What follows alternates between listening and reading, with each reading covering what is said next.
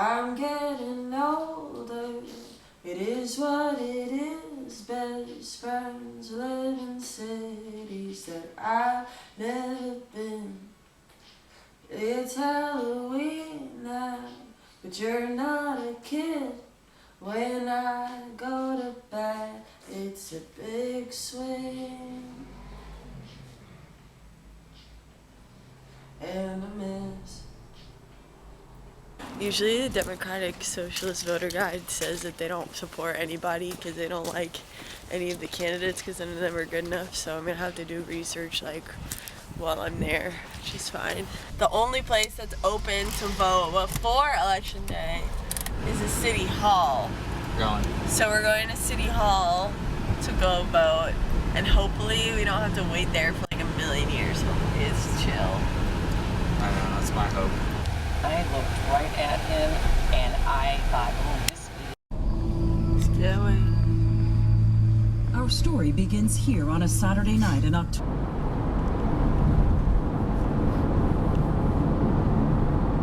Do you think like you could take the day off of work tomorrow? Cause like they shouldn't make you go to work when there's a freaking crazy election going on, don't you think? Yeah, I don't know. I'm supposed to do training. Why can't you say, I have election anxiety because the freaking fate of our country is... I definitely have some election anxiety going on, for sure. They shouldn't make you go to work on election day. Don't you have tomorrow off though? Because tomorrow's election day? No, that's what's fucked up about this country is the election day is not a national holiday. Dell has worked hundreds of crime scenes. Oh god, we gotta walk through a fucking wedding party to get in. There's multiple entrances.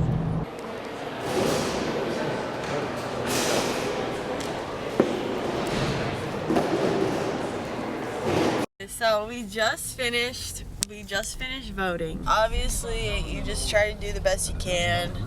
The options aren't perfect, and the system is extremely not great.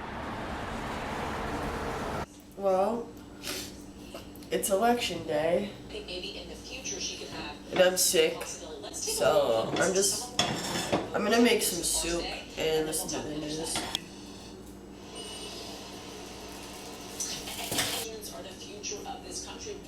I decided I'm gonna do some phone banking because I'm anxious and it's election day and I'm sick and it's not like leaving the house anyway, so might as well try to get some people in Nevada to go vote.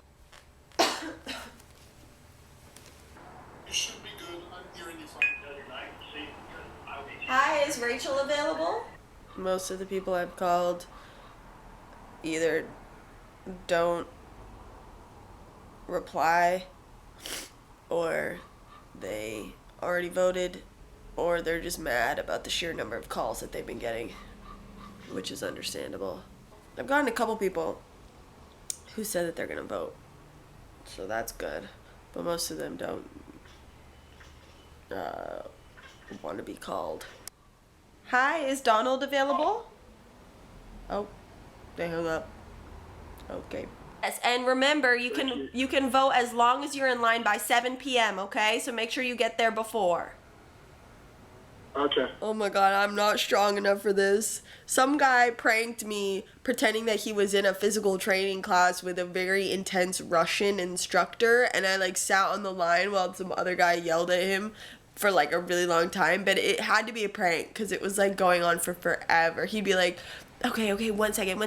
Okay, I can talk now. And then the Russian guy would be like yelling or whatever. It was definitely hella fake. And then I just had a call with some totally normal person, totally normal call. And then at the end, she just barked. Like, she like barked extremely loud. And it scared the shit out of me. The American people, man. This is wild. Hola, muchachos. Okay. Not yet. Been living life. Restart.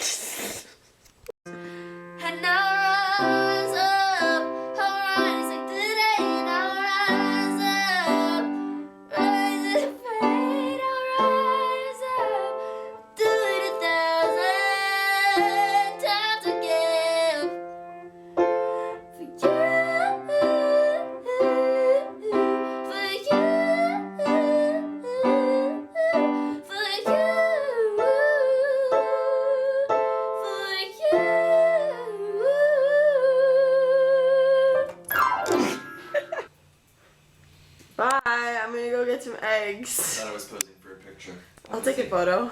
Take my benefiber. You share this walk with me in my far-off fantasy.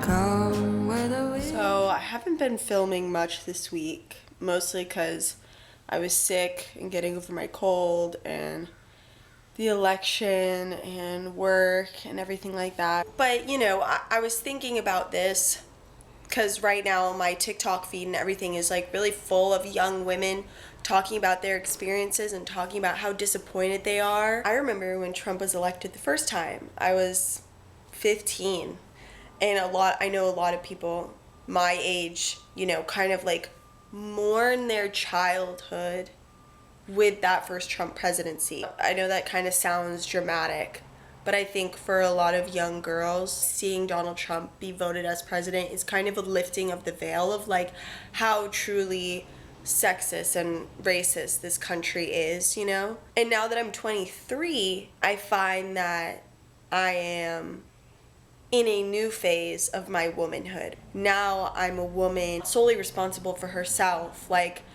I'm not a child anymore. I'm not surprised by the results of this election. At this age, I'm realizing that my main priority is to protect that 15-year-old girl that I was and to protect the other young women around me. When I see a lot of people saying like, oh, like I'm in my 20s, I'm mourning my childhood. I would say to that, don't mourn your childhood because your inner child still lives within you. Like that 15-year-old girl that I was is still here inside of me. Putting this into practice means that I'm not going to tolerate abuse in my relationships with men. I'm not going to tolerate men who disrespect me. I'm not going to tolerate men who are aggressive towards me, who undervalue me. And this was the first year in my life where I experienced that, and I actually had the power and the knowledge and the life experience to get myself out of that situation. Now that I'm older, when I take myself out of situations where there is a power dynamic, I'm protecting myself here. I'm protecting myself when I was 21. I'm protecting myself at 15. I'm protecting myself at 7. Everything I do now is for my younger self. And it's for my future self as well. And like that's self-love. Protecting all of who you are, every person that you ever were, and trusting in who you're going to be. Don't mourn your childhood. Don't mourn your childhood. Instead of mourning your childhood, make every day an opportunity to love your childhood self and to embrace your childhood self and to allow your childhood self to come through in your life. Because your childhood self is your freest self. It's your most pure self. It's your self that's not indoctrinated by capitalism. It's who you were before everyone told you what the rules were. Don't lose your childhood self. And if you're a creative person, if you're someone who's expressive, don't give that up. Keep making your art. Keep sharing your art with people. Like, I cannot stress enough, art is a social tool. Art is a weapon that can be used to bring people together, to align people in a mission, to make people feel in solidarity with one another, to share information, to share ideology. It's a form of human honesty that is thus going to resist anything that does not have humanity built into it. Like, if you're making real art, then it's going to be a powerful tool against the structures of individualism and dehumanization and self-degradation that happens under capitalism. But yeah, I'm not giving up my childhood. I'm not giving up my inner child. Like, I refuse. And the whole concept of like being an adult, what is that rooted in? In American culture, being an adult means that you just give yourself over to the systems of power and hierarchy, and you accept that your only thing that you have to offer is your labor. And as a woman, it's keeping the home, having children. And I would love to have kids one day, like, but I want to do things on my terms.